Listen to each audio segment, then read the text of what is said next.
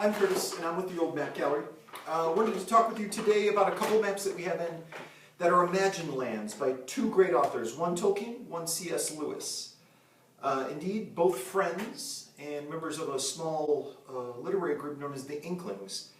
They created stories of another world that, in a sense like Joseph Campbell talked about the hero's myth, they created a myth that latched on to the younger culture at the time and became something that they identified with.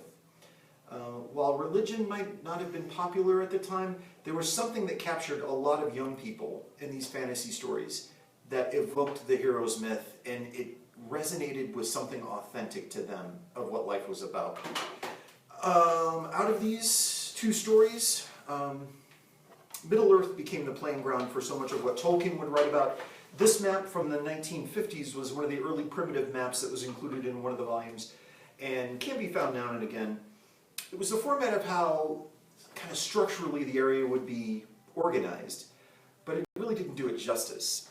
In the 70s, as the stories became more and more famous, there was an artist and illustrator, Baynes, actually got back in touch with Tolkien, and they interacted for a while, and she created this map, which was probably the image that everybody would associate. This became the template of how people thought about Middle-earth, where things were and kind of the look of things.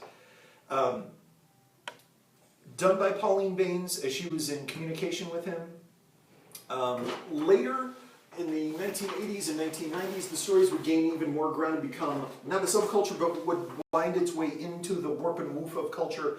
This is from the late 80s, early 90s, late 80s on Middle-earth. Much more dramatic, much more stylish, coming with a geographic guide as well.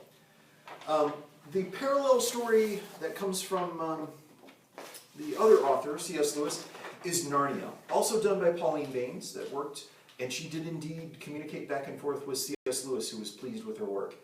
This would become, likewise, the format for how many people would think of this imagined land. We'll have more to come in the next few days. Please feel free to contact us or comment on our webpage or on Facebook. We'll see you soon. Thanks.